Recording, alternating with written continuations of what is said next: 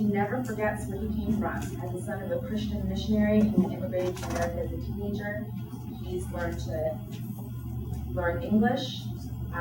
He's been here since high school. He understands that life in Virginia isn't easy for many of our neighbors who aren't so lucky. And I'm told that I need to stop there. So I hope you'll support him on November 5th.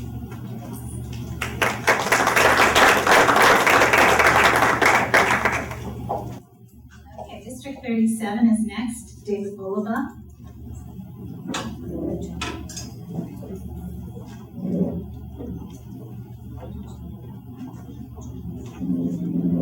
Thank you all very, very much. It's a real honor to be here, and thank you to the League for sponsoring this. By way of background, I grew up just south of George Mason University. My wife and I were college sweethearts, and after college decided we wanted to live in the same neighborhood that we grew up in. In fact, we're celebrating our 20th anniversary next week.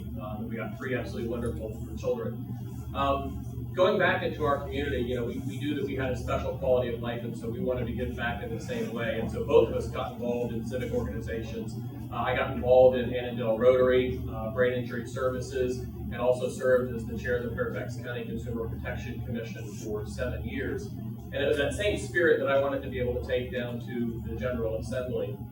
As a member of the House of Delegates, my focus has really been on problem solving and making sure we're doing what's necessary to invest in our quality of life. On transportation, I was very proud to support the bipartisan bill that's going to put $300 million in transportation just for Northern Virginia. I think it really shows the power of what we can do when we work in a bipartisan spirit.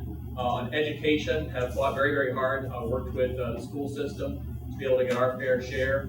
And have also worked on a number of other very important bills, including strengthening penalties against identity theft and also human trafficking. When I was first elected, I promised to do 3 things. One was to make sure that I listened, worked hard, and always tried to do the best for my constituents. And I've really focused on that listening, making sure that I've gotten out to the community so that constituents feel I'm accessible. And in that spirit, I'm very glad to be here and look forward to your questions.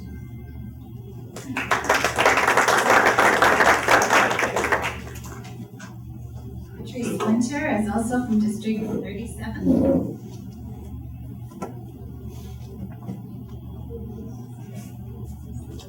Thank you very much. Some of you look very familiar, and I'm honored to be able to be before you tonight. My name is Patrice Winter, and I'm running for delegate of the 37th District. I am a mom, an educator, a businesswoman, and I also have been on City Council for 3 terms in the City of Fairfax from 02 to 08.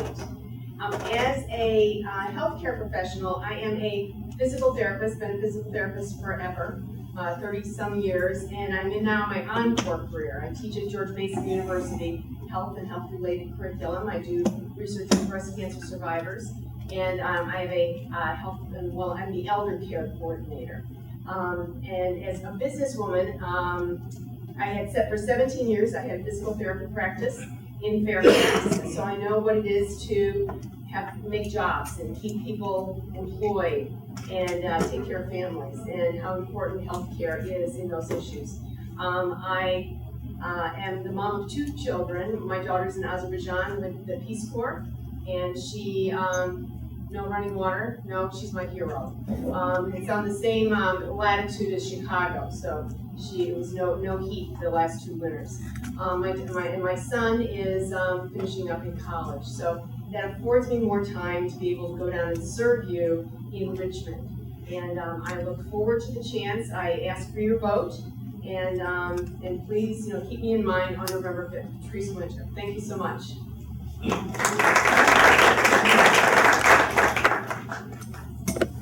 Okay, we're on District 40, Gerald Foltz.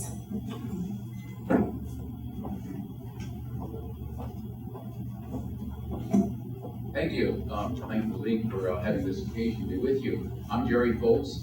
I'm running for House of Delegates in District 40. I'm running against Tim Hugo, who's been in the House for 10 years.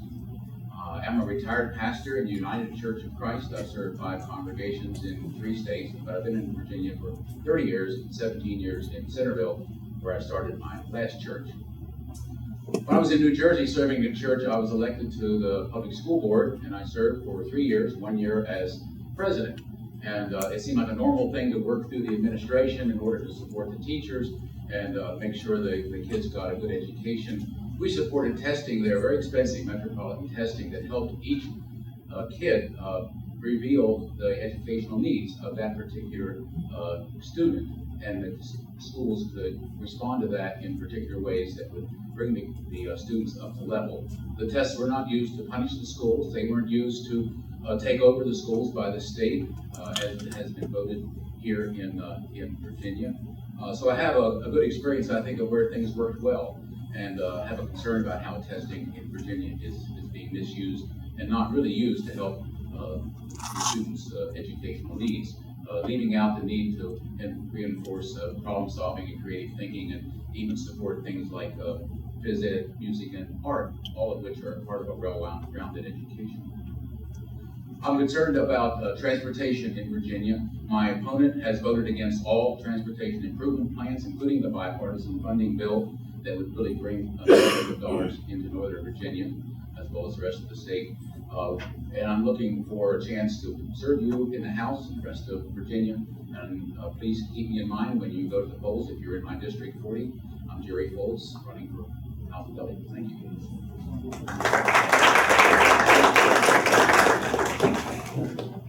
Okay, the proxy for Tim Hugo is Dean Goodson.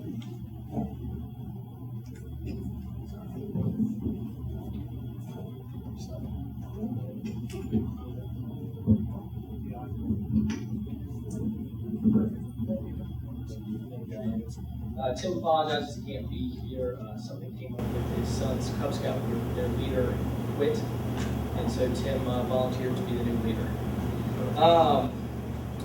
He prepared a statement for me to read, so this is on behalf of Delegate Hugo. Delegate Tim Hugo, and I appreciate the League of Local Voters of Fairfax hosting this event tonight. I was elected in a special election in 2002 and have had the honor of serving in the House of Delegates for 10 years. What I do in my day job is I provide tax returns for low to moderate income Americans. We have a public-private partnership with the IRS, and last year we provided over 3 million tax returns. In the last decade, we've provided over 35 million tax returns to low to moderate Americans. If you look at the House of Delegates, you see that there are a wide array of members who have different passions and different ways of approaching things. Some members get far out on one issue or multiple issues, but I try to focus on the things in the district. Fairfax Station. The residents there didn't have a reliable source of power. Storms that weren't necessarily strong were knocking the power out for extended periods of time. Worked with the electric company, worked with the HOA, and now they have a reliable source of power. A few years ago in Clifton, there was not good cell service. It was a safety issue. If there was an emergency, you couldn't get in touch with your family. I worked with Verizon, and we now have reliable cell service in Clifton. Another thing I try to do is work on the issues I believe the government should work on. There are a lot of things I don't think the government should do, but there are core functions that the government should focus on, like helping those who can't help themselves. Over the last decade, I've worked hard on the issue of autism. In fact, a few years ago, I was the deciding vote on an autism bill to get that bill to the floor. I was the chairman of a committee where the bill was, and both Republicans and Democrats were getting ready to kill the bill. A mother came and testified, said, I have 2 children with autism. I can only afford to pay for one. How do I choose? So I voted against the business community, voted for the bill. It is now law. So I ran over Delegate Tim Hugo on November 5th. Thank you.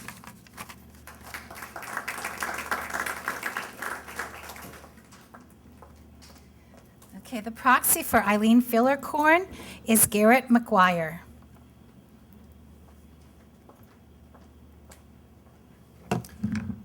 Hi, thank you for inviting us tonight. I'll be short. Delegate Fillercorn was first elected in 2010 in a special election. This year, she was very proud of the bipartisan landmark transportation package that was passed, and as a member of the Finance and Transportation Committee, she played a pivotal role in that package passing. She's also very proud of her wide endorsements, which include the Fairfax County Chamber of Commerce, Virginia Education Association, Virginia Firefighters, the Police Benevolent Association, Northern Virginia's Tech PAC, and the League of Conservation Voters. We have some information in the back. Please feel free to pick it up, and I'll be here at the end for any questions. Thank you.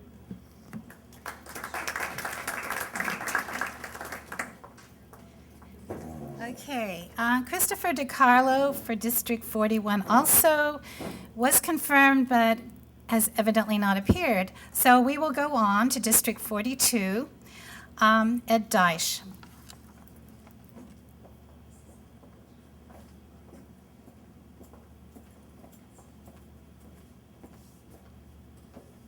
That's an awful long walk to get back over here, by the way.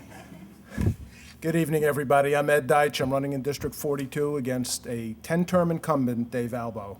Thank you to the League of Women Voters for inviting us here this evening, and thank you all for taking the time out of your busy weeks to be here and listen to us. A little bit about my background. I spent over 30 years running commercial print and copy centers. I was also a veterinary technician for 6 years. I ran 2 of my own small businesses. So I've got a little bit of a diverse background as far as knowing what's required to get the state to work right as far as business, making things work for that. I also have been, for the last couple of years, on the Humane Society's National Disaster Animal Response Team. Part of the places I've been was in Joplin after the tornado ravaged that area. I was in New Jersey 2 days after Sandy. And I don't tell you these things because I want you to say, what a great guy. He likes animals and takes care of them. The mission that you learn when you go out to these things is how important it is for the private and public sector and government to work together hand in hand for the common good. We could not get into those areas if we were not invited in by the local government. And once we're there, we depend on each other to make things work so that we can get in, get out, get the animals taken care of, make people's lives whole again. But again, you cannot do that without working together.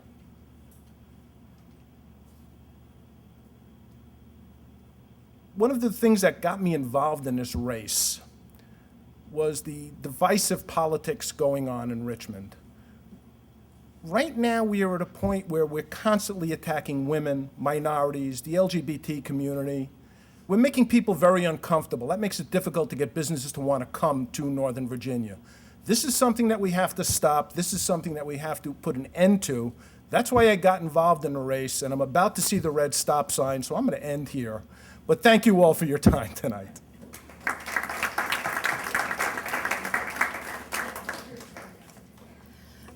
Next is District 67, and Hung Nguyen.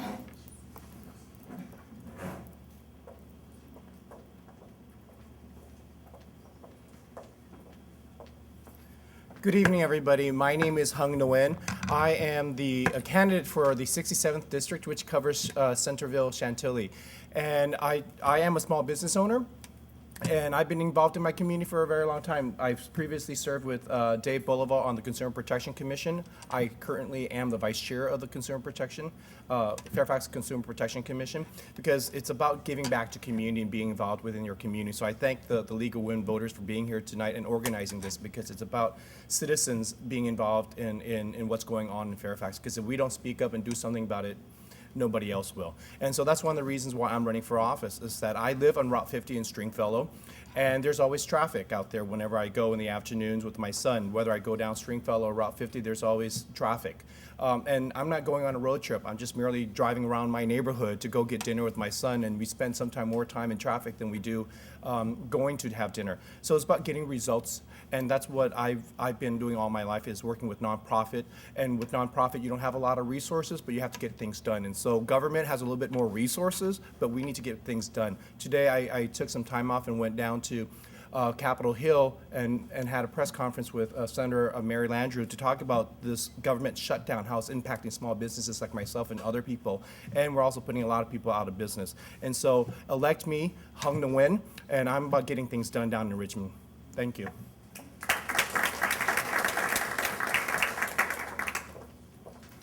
Okay, also from District 67 is James Lemunyon, and his proxy tonight is Marty Mearsman.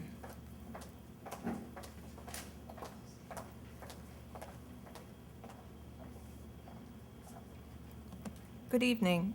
Delegate Lemunyon had a prior commitment tonight and is unable to attend, but sends his greetings and thanks you for allowing me to make this opening statement on his behalf. Delegate Jim Lemunyon represents the 67th District in the Virginia House of Delegates.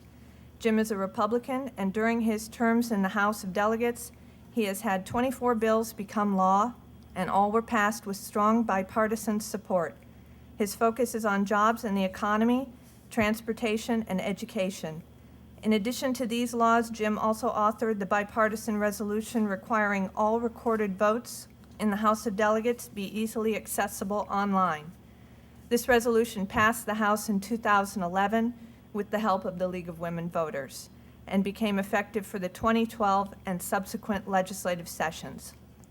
Delegate Lemunyan understands how jobs are created and what it takes to make our economy grow. He is a former technology company entrepreneur in Northern Virginia, and he received an A+ rating from the Virginia Chamber of Commerce for his pro-jobs, pro-business voting record. He also supports tax reform. Delegate Lemunyan authored transportation laws requiring our tax dollars stay in Northern Virginia and be directed to projects that will reduce congestion the most and shorten commutes. He voted for the transportation funding law in 2013 and keeps the pressure on VDOT regarding completion of projects, including Route 50, Stringfellow Road, opening the I-66 shoulder lanes coming next year, and catching up on street paving. Delegate Lemunyan voted for the most state funding ever for Fairfax and Loudoun County schools, while insisting more dollars are spent in the classroom, not on overhead. He has been endorsed by the Virginia Education Association and was designated a legislative champion by that body for his support of public education. He chairs one of the 4 subcommittees on the House of Education Committee. Delegate Lemunyan voted for a balanced budget that doesn't accumulate debt for future generations to pay. If the voters return him to Richmond, he will be an advocate for government ethics reform in the 2014 session. Jim respectfully asks for your vote on November 5th. Thank you.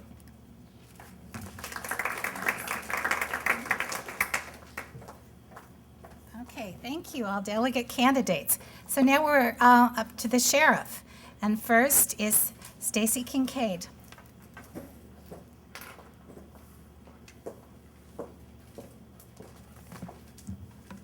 Good evening, everyone. My name is Stacy Kincaid, and I am a 26-year veteran of the Fairfax County Sheriff's Office.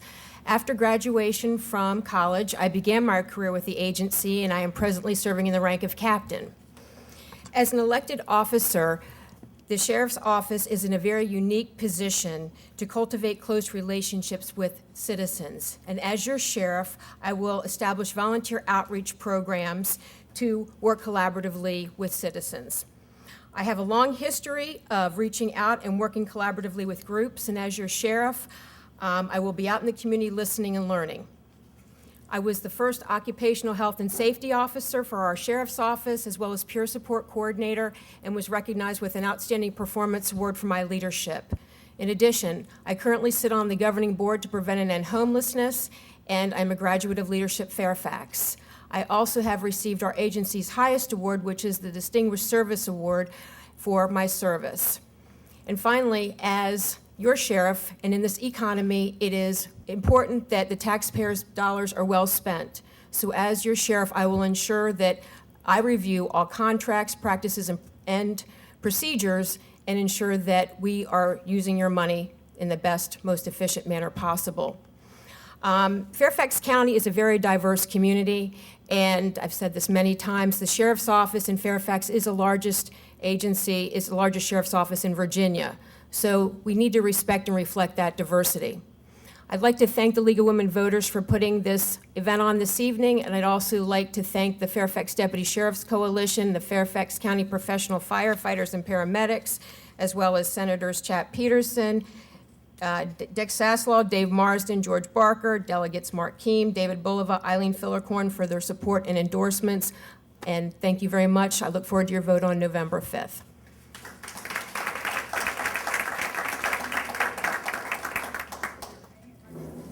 Okay, next is Robert Rivera.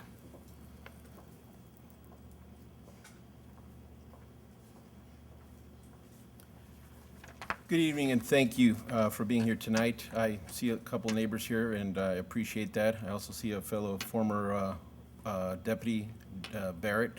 Welcome. I have 22 years of experience serving locally and federally. I've served with Arlington. I've served in the military, in the Army, and I'm currently serving as a DoD civilian. I've served for 11 years now in that capacity. During those 11 years, 13 months of those was spent in Afghanistan. I had submitted my name to the Secretary of Defense and was selected for that position.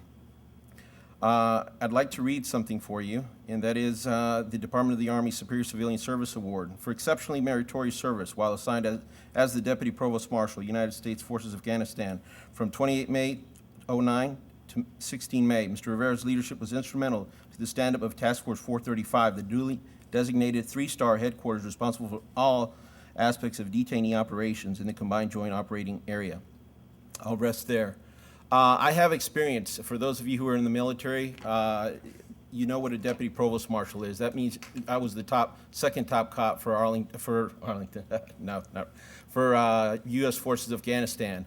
I was responsible for moving a contract through the GAO, which was in protest, which was impeding the award of a $25 million contract to support our warfighters in the forward operating bases, in order to establish the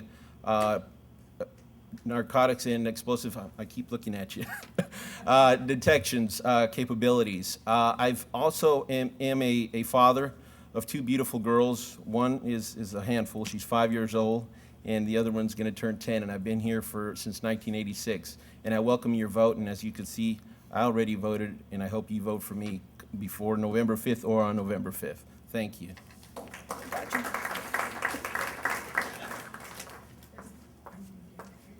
Okay, Brian Wolf. Good evening, ladies and gentlemen. I'm Brian Wolf, and I'm running for sheriff. I'm just loving seeing all the interest in what the sheriff's department does. Because if you basically haven't spoken to a brown shirt uniformed deputy, you probably don't know what we do. If you haven't been arrested or incarcerated, you haven't had any kind of business at the sheriff's department as far as getting your marriage license, your driver's license, you haven't been sued, or you aren't suing somebody, you probably don't know what the sheriff's department does. We are a critical component of law enforcement, though. The deputies inside the sheriff's department are an important element to the sheriff's department. We need to go ahead and make sure they're properly trained, which is one of my platform items, in crisis interventions teams. These team members is basically based off a Tennessee model in Memphis, Tennessee, that helps officers understand underlying mental behavior and illnesses. The recidivism in Fairfax County is basically just recycling these folks back inside, ones with mental issues and behavioral issues, and we just basically house them. Fairfax County Jail has become basically the warehouse of the largest Fairfax County mental facility. It's not the deputy's fault. All I'm asking is we can get better treatment and for the inmates, and we can get better service or better training for the deputies. The other aspect I want to go ahead and improve is go ahead and put videotape recording inside the jail. The wealthiest county in Fairfax County, and we don't have recorded video inside the jail. That protects deputies, that protects the inmates, that protects citizens. I'm Brian Wolf. I basically grew up in here, Kings Park West, for over 30 years in Fairfax County. I remember Braddock Road being basically a 2-lane road. One more thing, I'm so passionate to do this, I'm devoting my entire salary for the next 2 years to charity. Thank you.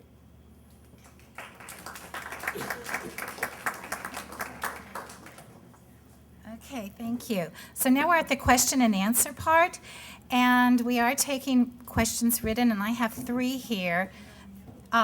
They're all for the sheriffs, but we decided that we want to alternate sheriffs and delegates, so I hope you all come up with something. I'm going to ask a sheriff question, then we'll have the audience has to come up with a delegate question. Okay, so all candidates for sheriff. And the first speaker will get 2 minutes, and the ones proceed next will get 1 minute apiece, okay? So Stacy will be first. What is your management experience, past or present, in relation to managing 600-plus employees? You can speak from there if you want. Or Jim, do you want them to come up here and speak? It would be the quality of the better. audio will be night and day different. Okay, so if you could come up here, I think that would be better. What? Yeah, okay, so, yeah, if you come up here, because he is recording, he gets much better sound from the microphone. So I just started my 27th year with the Sheriff's Office, and just to let you know exactly what we do, we manage our adult detention center, we provide security for our courthouse, and we serve civil law process. Those are the 3 core functions that are unique to our Sheriff's Office. Throughout my career, I've had the opportunity to work in all 4 divisions. I've also worked my way up through middle management, attending leadership courses. I've supervised 70, 80, 90 people at one given time. I currently serve in the rank of captain, as I mentioned, and I've had executive leadership training for over, I want to say, 10 years, starting when I became corporal. We had corporals at that time.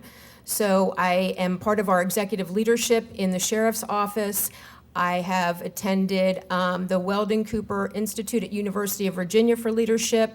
I have had extensive training, and as a command group member currently in our agency, we have monthly training where we meet and we go over many types of leadership classes and training, as well as management.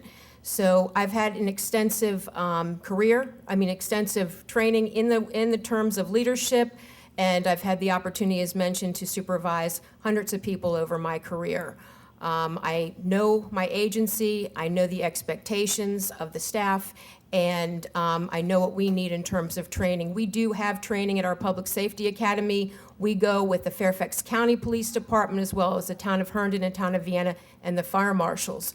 We have training every 2 years for our in-service training and for our core responsibilities that are specific to the Sheriff's Office, we have additional training. So I am, as I said, familiar with all the training, and I have the ability to manage an agency of over 600 people. Thank you.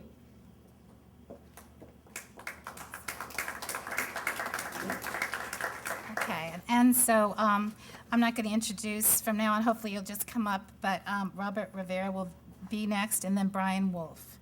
And I did want to say that AAUW is a co-sponsor of this tonight, the American Association of University Women, which is the largest donation giver of women's scholarships in the world, women's graduate scholarships. Okay, so here's Robert Rivera. Well, with the 1 minute constraint, I'll be as quick as I can here. The experience that I've had starts off from when I was in the military. Started on the basic primary leadership development course, then infantry light leader course.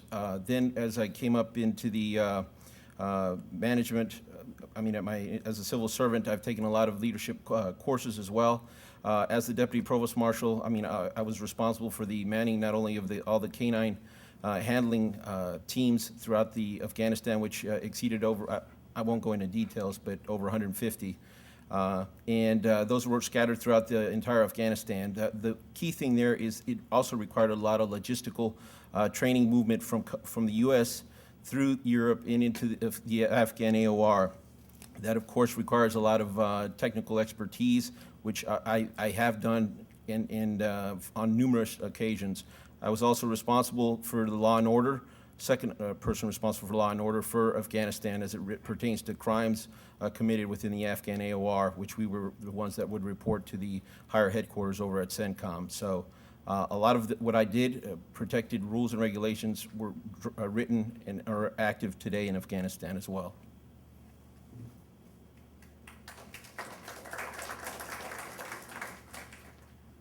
Ladies and gentlemen, when you worked for Fairfax City Police Department, Rick Rappaport basically made you attend every leadership course you could ever do just to obtain the rank of sergeant. I was the rank of sergeant. I managed probably roughly 9 to 10 people in my section. I'm in patrol and then also in the detective bureau. I want to tell you, the crankiest people to ever manage it is detectives. They all want to basically go their way and not my way. I was able to do that. I was a line supervisor. That's the hardest job in the department. As far as comparing whether you can supervise much more people, if you can empower the people around you, your managers and your command staff, they believe into you that you've got a goal You're going to listen to them, and you're going to basically allow them to apply their help in running the organization. They get ownership in that department. I know I can do that in the sheriff's department. I did it in Fairfax City. I believe I can do it in the sheriff's office. Thank you.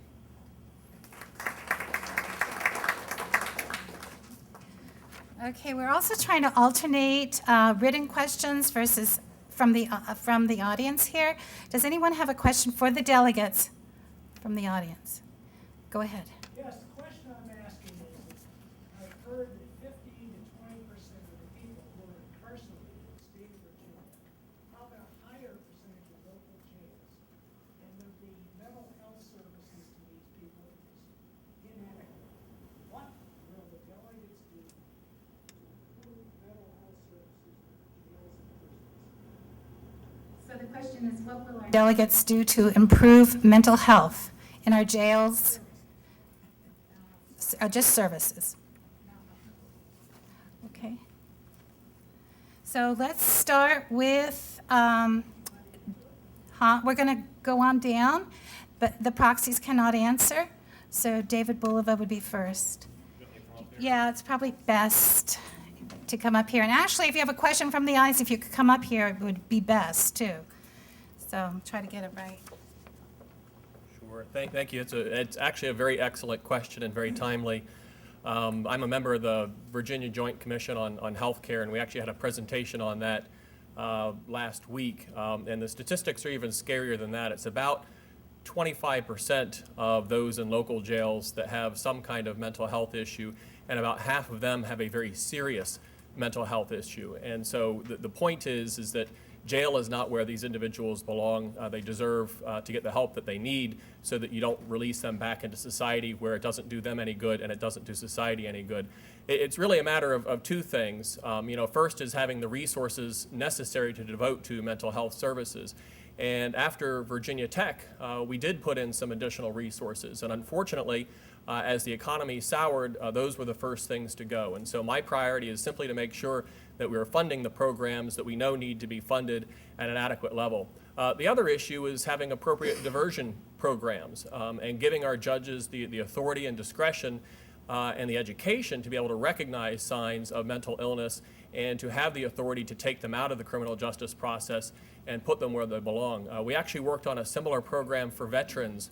Veterans that had gotten crosswise were having health issues, post-traumatic stress disorder, and we were able to pass a bill that allows judges the discretion to say, hey, this person is a veteran, what they need is help, not to go into jail, and to allow them to bring those resources together. So it's a very, very important issue to me, and one that I'm very committed to tackling.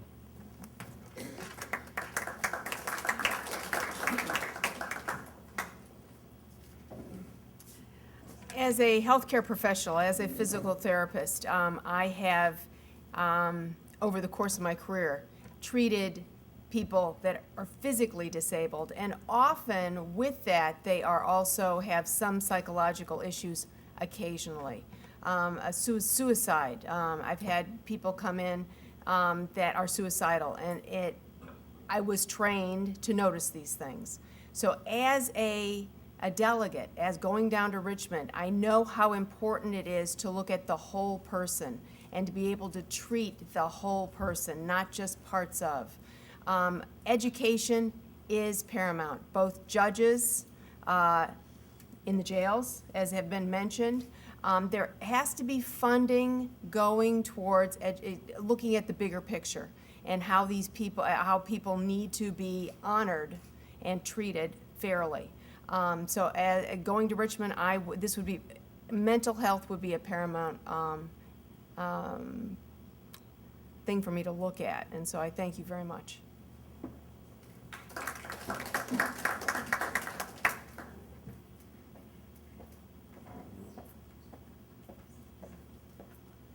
Yeah, good question. I agree with David. I think all he said. Want to emphasize the need for more mental health services to those who are incarcerated. I'd like to see fewer people who are not being incarcerated unnecessarily. I'd like to have a review of mandatory sentencing. I think it's overrated and misused, partly because of the private prison lobby effort to keep the prisons full. And well-funded. And I'd like to see more mental health services provided for our community. They're on decline when the need is great. And so I know it's going to cost money, and so I'd like to work on trying to provide that money and make sure it's taken care of. Thank you.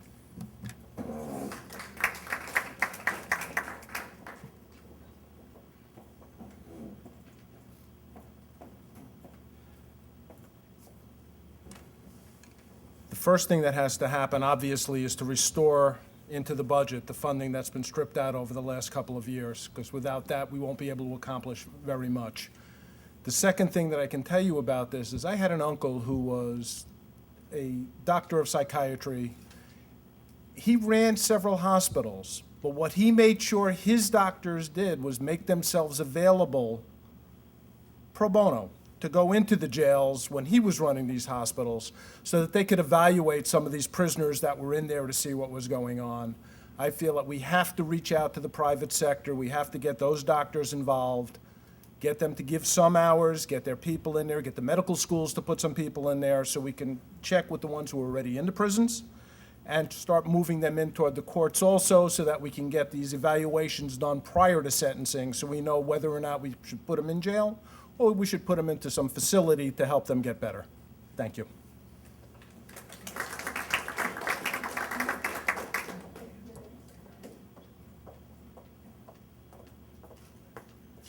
Obviously, this question has a lot to do with funding sources, and so that's where we're going to have to take a look at those funding sources. But the reality also is I am a strong believer in public-private partnership.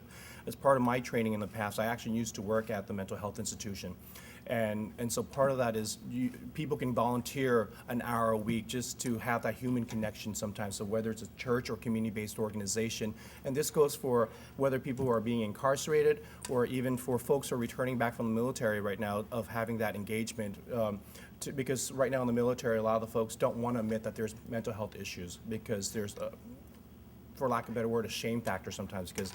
And so we have to address that, say it's okay. And so sometimes it really takes down to somebody visiting the jails or the different institutions, just having a conversation with them on one-on-one, and then that perhaps may alleviate time. So it doesn't really necessarily always have to cost money, but it has the human interaction. That's where the community needs to come in and be involved in this.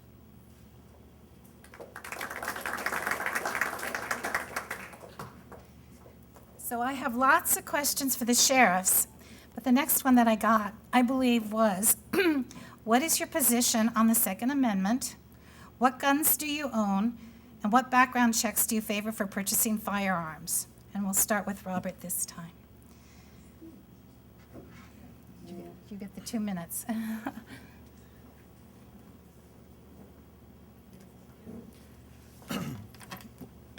One thing I learned on Wednesday from one person in the audience, he asked what was the Second Amendment, and I got to confess, I usually like to apply the lessons learned, and I tried to look for it, and I did not, so my apologies.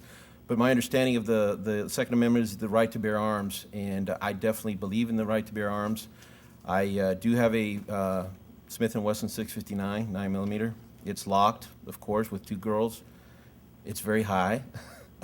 I believe in expanded background checks. I believe in the importance of interagency communication, which is critical in people notifying each other of instances where people might come in contact with the law enforcement. It's critical that that is reported to ensure that it could go on a database that could be cross-referenced when people do grant permissions to grant people licenses to own firearms. Other than that, I think it's critical also that people receive additional training. It's not a matter of just going in, taking a 6-hour course or whatever and getting a license. I mean, I said on Wednesday, it takes a kid these days longer to get a license through all the driving requirements before they even get a license, yet it takes less than a day to acquire a permit to own a firearm. So that disparity kind of doesn't seem right to me or logical. So I would hope that there would be more follow-on requirements from that. I mean, law enforcement officers are required to qualify annually, maybe in some semi-annually, but I think there should be some requirements for the private sector as well. Thank you very much.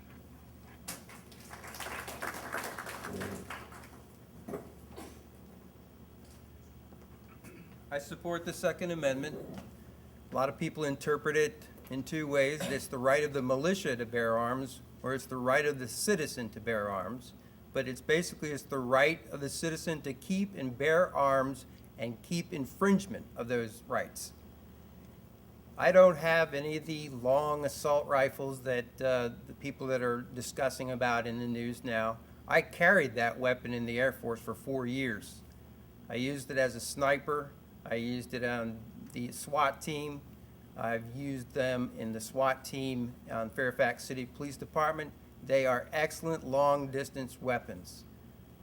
True, you need to have training on them. I support that we have to do background checks. Getting criminal information just off background checks is not enough. I welcome, I support, I hope one day the government steps in and allows us to go ahead and implement mental health illnesses inside that background check.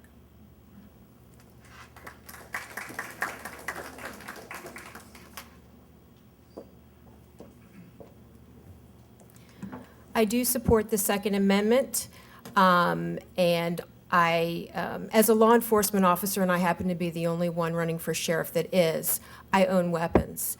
The weapons that I own happen to be legally purchased. I also went through a background check, as I've done with every weapon that I've owned. My husband is with the Virginia State Police. He's a lieutenant, and as a matter of safety for us, we don't discuss the weapons that we own.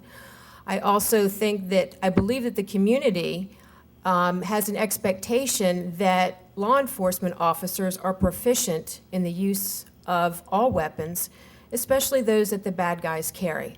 So, and I do support expanded background checks regardless. There has to be something else added in terms of the mental health community, and right now that continues to be a challenge. So, thank you.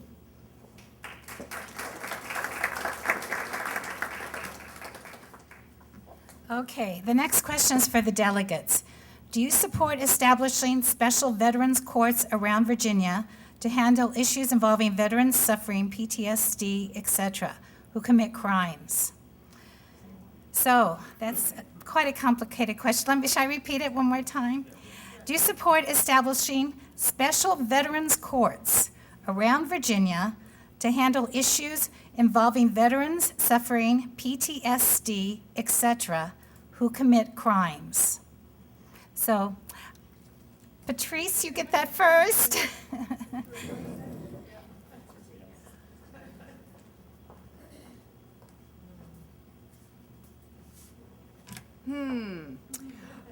Post-traumatic stress syndrome is not just limited to veterans.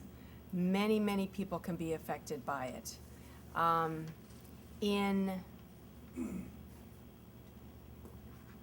In committing a crime, I do believe post-traumatic stress should be part of the equation. I don't know if veterans should be singled out in the courts that way. But post-traumatic stress affects many people. Post-traumatic stress syndrome is acquired when you believe that your life is in danger, to the point of you believe you are going to die. And one of the side effects of that is the post-traumatic stress. There are, rape victims would have that. There are many things that could happen that would involve that fear and that rage that might come from that. So I would need more study to really come up with a definitive answer, but you have to look, I think, at the post-traumatic stress syndrome as a diagnosis. Thank you.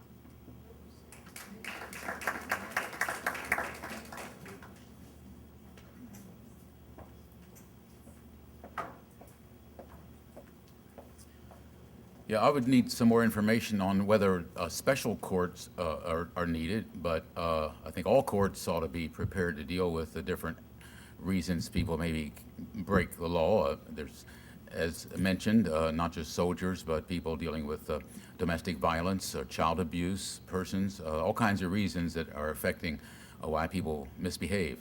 So I think it's helpful to see what the statistics look like and where the help needs to go. I know that veterans have certainly a high degree, and it produces a high degree of suicide. It's almost epidemic among our veterans. So I think it's a serious issue, and if the courts, special courts are needed, then I would be for it, but I would need to know more information. Thank you.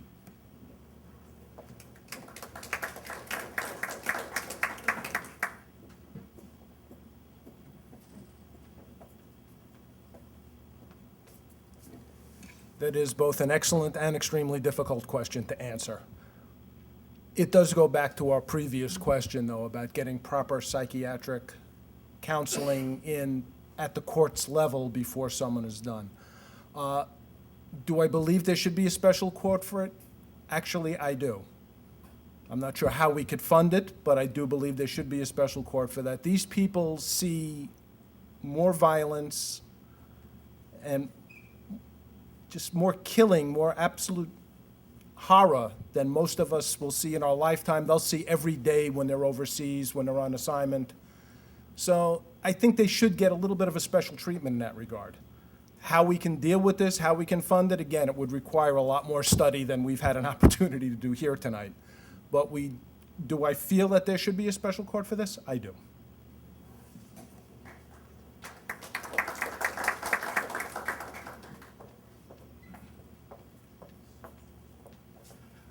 My simple answer is no. I do not believe that there needs to be a special court. For active military, there's currently the military courts, and for civilians, we have the justice system already. And in terms of PTSD, it's not just isolated to veterans only. Granted that there are a lot more veterans who are coming back who are impacted by it, but there are also a lot of non-veterans who are also impacted by emotional and other illnesses, mental illnesses too. So it's more of a question of what programs can the court systems develop or enhance that can further address these issues directly versus creating a whole entire brand new infrastructure that's going to cost a lot of money.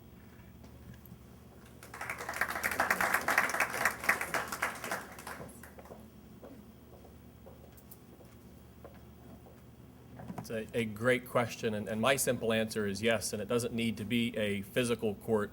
What it needs to be, though, is special procedures, and I'll tell you, what our veterans have given overseas in their service to our country are just absolutely amazing. In my service on Brain Injury Services Board, the thing that we know is that folks will come back with traumatic brain injury, or they'll come back with post-traumatic stress, but it's not recognized right away.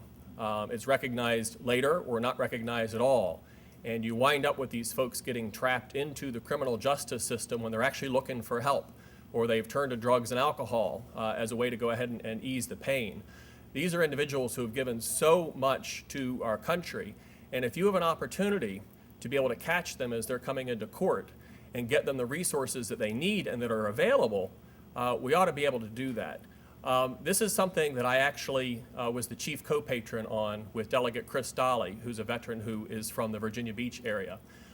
This was a priority for the Vietnam veterans. It was a priority for the VFW. It was a priority for the American Legion. And I was proud that we were able to get through a bill that allows our courts to be able to do this. It doesn't mandate it. It allows them to do that. The next step is to actually make it happen, and I hope it does. Thank you.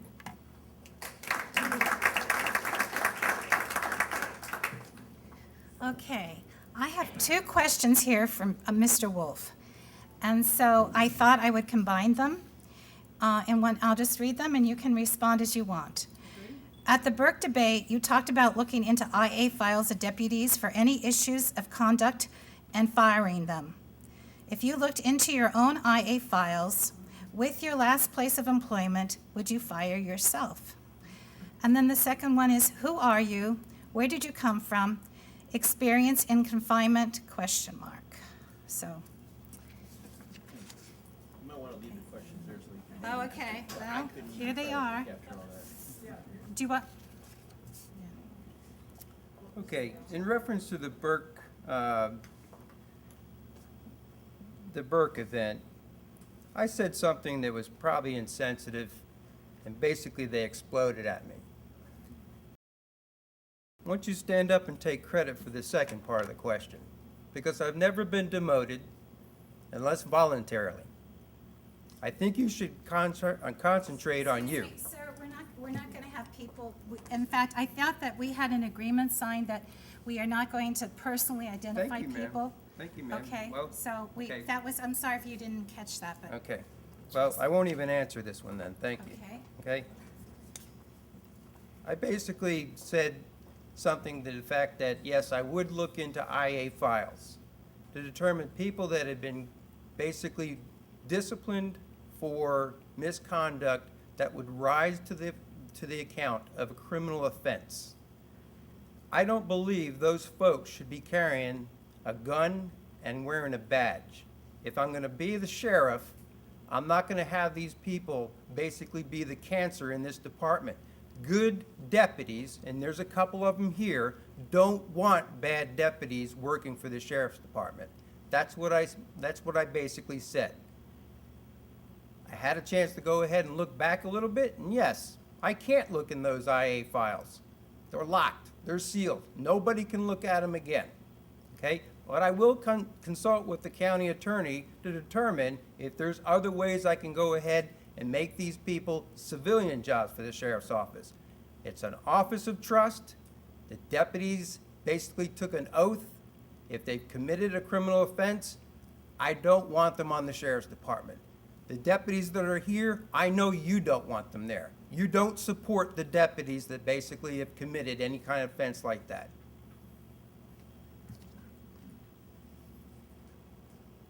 Would I fire myself?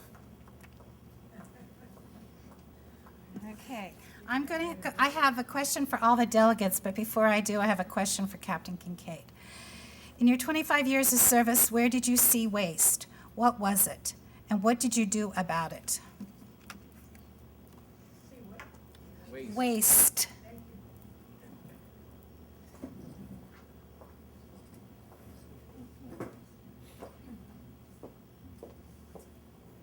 Just to correct that, I've just started my 27th year. So and where I've seen waste, I'm just trying to think right now. I mean, there's certainly different ways of doing things different, and I've worked for 4 different sheriffs. And I can tell you any opportunity that I had in a position from middle management up to upper management, I held myself accountable, and I took responsibility of doing things different, looking for ways to save money, looking for ways to work more efficiently. So, thank you.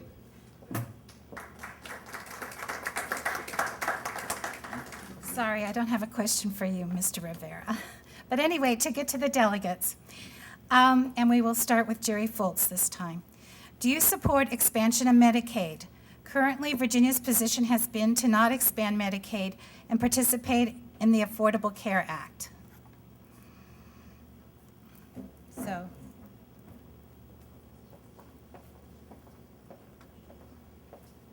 Yes, I certainly support the expansion of Medicaid. It would serve up to 400,000 people that don't have insurance. Right now, if they get ill and they're not having medical care, they end up at the emergency room sometimes too late.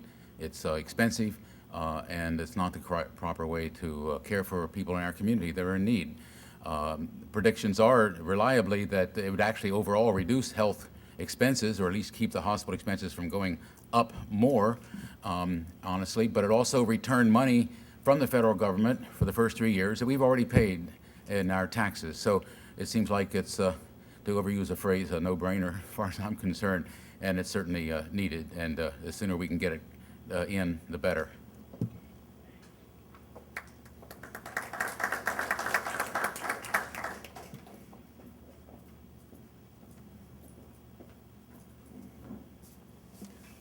I can also tell you that I am for the Medicaid expansion. It is something that has to be done immediately. As Jerry said, it will help insure close to 400,000 Virginians. It'll create almost 30,000 jobs. Currently, Virginia pays about $2 billion a year into the Medicaid monies to the federal government. If we do not expand, that money's going someplace else. Our emergency rooms have become the primary care location for a lot of people who have no insurance.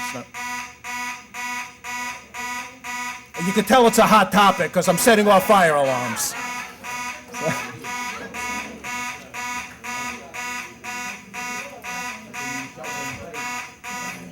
Please walk.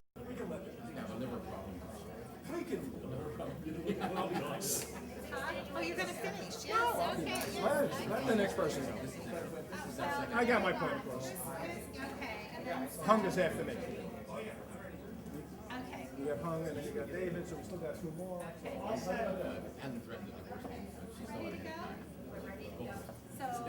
you can, Ed's is going to. At the risk of setting off the alarms again, I'm going to relinquish the rest of my time to the other delegate candidates so we can get out of here tonight. Well, wasn't that fun? Who said the League of Women Voters weren't fun people? So on the record, I support the expansion of Medicaid because, going back to the previous conversation about PTSD and mental health, if people don't have health insurance, it's a very simple thing. There is no way they're going to be able to go seek counseling and be able to pay for it. In addition to, making sure that, and the reality too is that we have to look at Medicaid is that it's a system to support the most vulnerable members of our community. And the most vulnerable members of our community right now are the children. And so we need to make sure that they have health care because if we don't take care of them now, when they get sicker, we could still pay a bigger price tag anyways.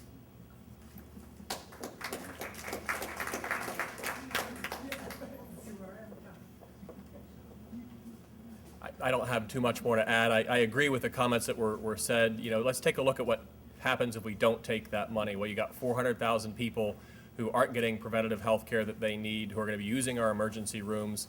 It's a very inefficient system, and we can make something happen to make that right. If we don't take that money, it goes to other states. That's our taxpayers' money that's going to Maryland, New York, and California. I think it's worth saying that this is also a very pro-business approach, and that's why the Fairfax County Chamber of Commerce has worked very hard with the hospitals to be able to get this through the General Assembly.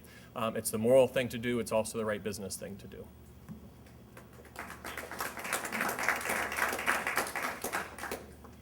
Okay. I have only questions for the delegates now. I've asked all the questions for the sheriff. So since the delegates were last, is there a question from the audience for the sheriffs or? Okay. Mr. Wolf, you mentioned giving your salary to charity. Can you tell us how much money we're talking about and which charities you plan to give the money to and how you plan to do that? Could you repeat the question? Yes. She said that Mr. Wolf talked about the charities he was going to be donating to, and she wants to know how much and what they were, I think.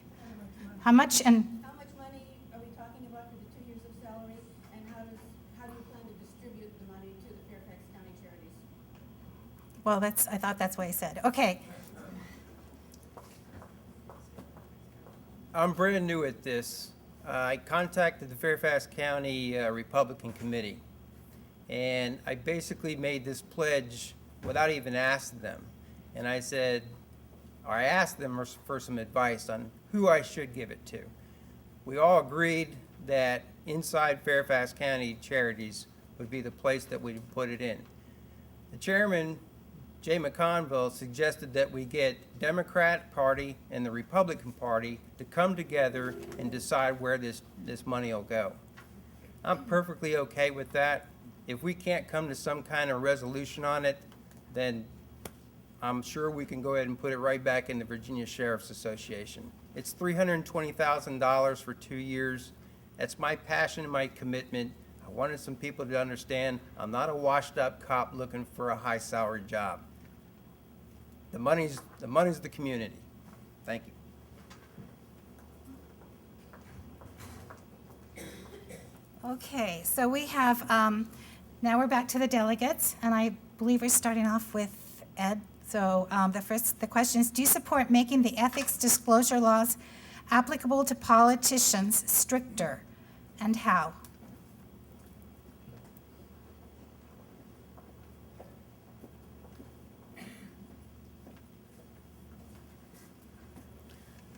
As anyone knows that's been reading the newspapers or paying any attention to what's been going on in our Commonwealth right now, the ethics problems that have been going on in Richmond are a complete embarrassment to us.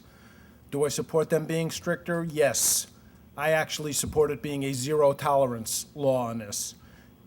I personally would accept no gift from any organization.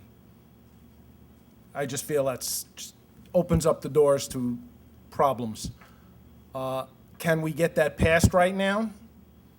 Doubtful, but it does need to be reformed. I personally felt that we should have had a commission formed now, rather than waiting for session to come in to investigate this, because what's going to happen in session is thousands of bills are going to start coming across their desks, and this will not get the time it needs to be looked at and reviewed. So there should have been a special session called. Since that was not done, I would like to see a bill sponsored. If I get elected, I will be more than happy to patron it for a zero-tolerance law on the books as far as the ethics and the gifts in Virginia. Thank you.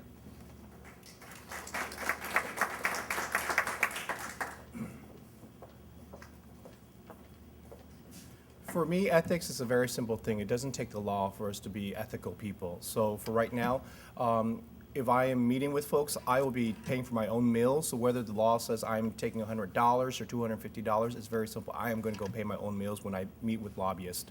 Other than with the state, event that all the delegates and all the members are there for on a one-on-one, I'll be paying my own meals. So that way I do not have to take into account whether I'm tracking it and paying for it and reporting it or not. It's just very simple, and I think it's also a way of life that you need to behave ethically, especially if we're going to be leaders in the General Assembly. Whereas my opponent, if I can mention, had a bill a few years ago where members who were under investigation, but then he decided to drop it because if you decide to leave the House of Delegates, they're not going to pursue those investigations. Very honestly, if you're corrupt, investigations should continue to follow you until it comes to a matter that's closed. Otherwise, don't be corrupt.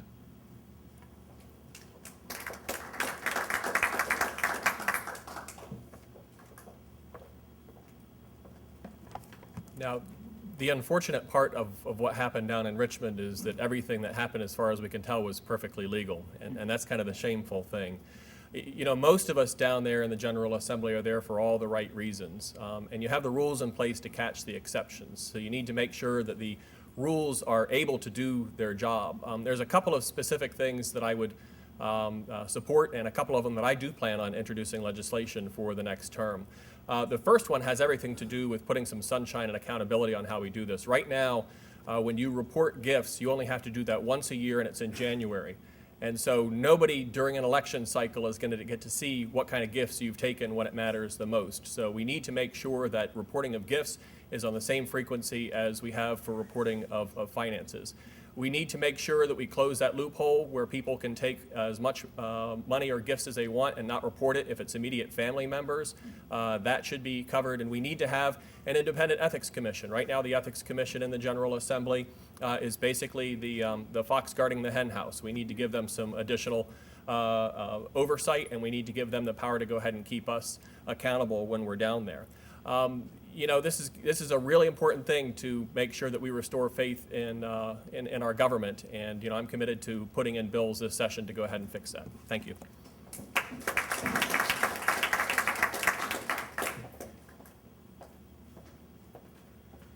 Some great ideas. When I filed to run for office, I filled out a Declaration of Economic Interests, and it asked for everything everybody in my household owned anywhere. And that's my wife and myself. Well, she happened to inherited some property in North Carolina. I have an interest in my family business, 4 generations in my little business in Hagerstown. Actually, I realized later I overstated how much I get out of that. I get nothing out of it, actually. I'm just a stockholder. It doesn't make that much money.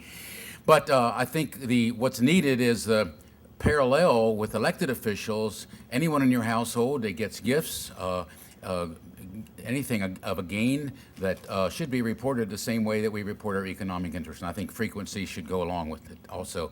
There was one other thing I was going to think of, but ethics commission would be a great idea. I'm for ethics. I'm a pastor. Why? How could I not be for ethics?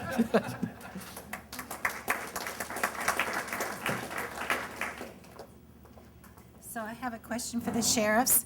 Do you support the current charging of inmate phone calls? And I guess we'll start with you, Robert.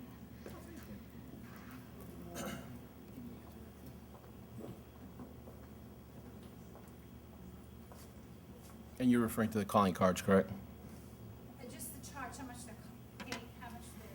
Well, not having exact knowledge of how much is charged. I mean, what I am familiar with is the calling card program that they currently have right now, and I am in favor of that itself. One of the key things as a sheriff is ensuring that the operation works as efficiently and as lean. Obviously, in this case, you're not a for-profit kind of organization.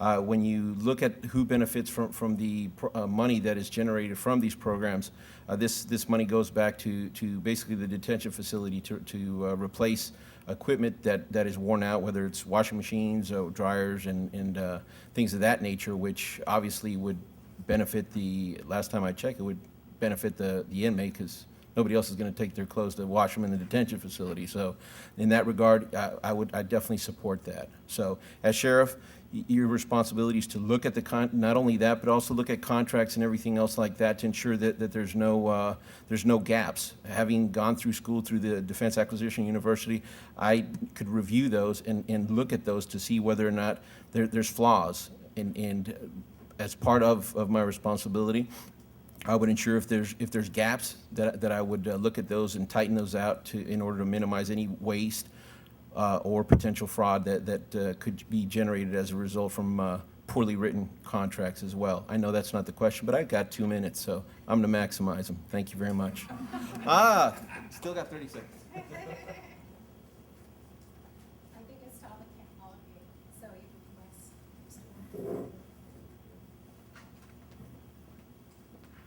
I don't know why this question keeps on coming up. It seems like it comes up almost every week. I had a reporter that asked me about it before he even did an interview on my candidacy, and he wanted me to respond to it. From what I do understand, Fairfax County Sheriff's Office charges the inmates the highest rate in Virginia. I believe it's 50 cents, Captain? That average is 30% or 30 cents. So someone is making an uproar that it's 50 cents. I believe that the inmates should get a reduced rate for their first, we can come up with something, 3 minutes. So then the absolute business of the conversation and the context is basically imperative of conducting the lifestyle at home, but pleasure calls that go on for 2 and 3 hours, and I've listened to them because I'm a detective and I've listened to jailhouse calls. Majority of them are pleasure calls. If they want to go 50 cents beyond for the minute, beyond that, after the 3 minutes, I'd say it's okay, as long as it's coming back into the sheriff's office.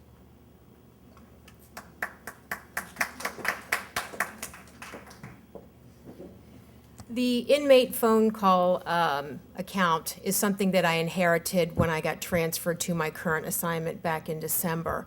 And I can tell you that I've gone on record before saying that we are not going to make money off the backs of inmates. And I can also tell you how imperative it is, whether you call them social calls, frivolous phone calls, inmates need to talk to their families. It's been known to help reduce recidivism. It's been known to help their children.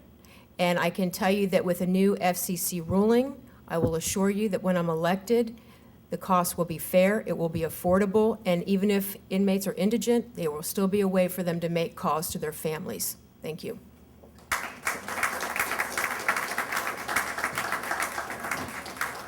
So this is going to be the last question, and it's to the delegates. National controversy about changes in voting laws appears to curtail voting rights.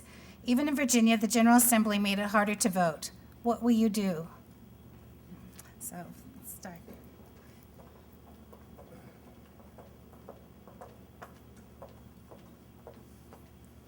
Voting is the exercise for all Americans, and we need to make voting a lot easier. Years ago, when I lived in Austin, Texas as an IT industry person, we looked at electronic voting. Back then, security was not there. Today, security is here. Today, we do online banking. We do a lot of things online, and it's safe. So we should make voting a lot safer. When I register to vote, as many of you do, the state government sends us a little voter ID card that tells us where to vote and what districts we belong to, and it has a state seal on it. As far as I know, that's an official document because that came from the state. With all the legislation that's gone back and forth this past few years of creating more voter ID laws, it makes it ridiculous because I really want small government. And I already have an ID, so why do I need to show another form of ID? I mean, isn't that redundancy? And so I don't really see that, the reason why we have that. So, I mean, we already receive a voter ID card. Why get more paperwork? Why make it harder? If anything, we should make voting a lot easier so that way everybody has a right to exercise their American right to go vote. So I would be against anything that would curtail and make it more difficult for Virginians to go and vote.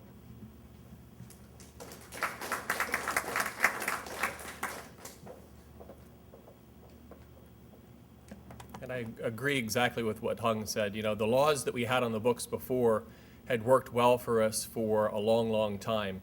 And it was basically if you forgot your ID that day, you would have to sign an affidavit to be able to show who you are. If you falsified that, that's a felony. And I don't know too many people who are willing to commit a felony in order to come out and vote for any one of us.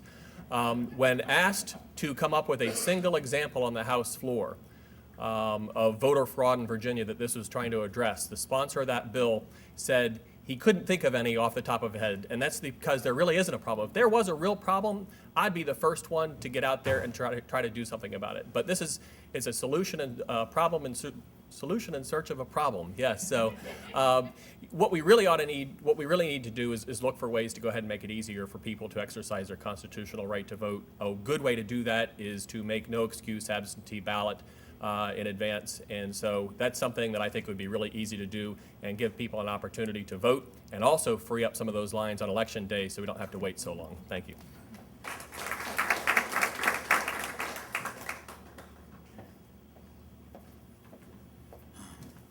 It's hard to add to that, but voter suppression is really offensive when we think about the civil rights era we've gone through. I was a part of that, and all that we did to help educate people so they could be voters. We need to make voting more accessible to people, and I certainly agree with a no excuse early voting would make a great sense to me. Voter fraud is a fake idea that doesn't happen to anything that anybody can report. So I think it's a mistake, and we should make it easy to vote. I think your ID, whatever you have, I think as we've been doing here in the past would be fine. So I would rescind the extra additions, that's for sure.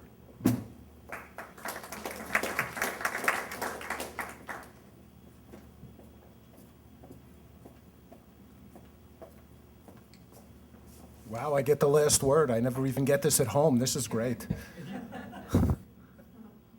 Voter fraud in Virginia is non-existent. And a lot of the excuses you hear from the people who keep pushing these ID laws is, well, you need a license to drive, you need to show your license to get on a plane. The one thing that they keep forgetting in that argument is those are choices that you make. You choose to drive, you choose to fly. Voting is a constitutional right. We cannot restrict them. We have to make sure that we have more machines available during the days. We have to have no excuse early voting. These are the ways we will get more people out to the polls. We have to stop making it harder for people to vote. We have to make it easier. We want people to execute their constitutional right. Normally in the off-year elections, which is what this one's considered, about 42% of the people show up to vote. If we make it, it's not acceptable to me that a minority of the people in this state are going to pick our leaders for the next few years. We have to make it easier for people to get there, make more people want to come out and vote, make it an easier thing to do, not harder. And those numbers will go up, and we'll have our majority picking our leaders, not a minority. Thank you.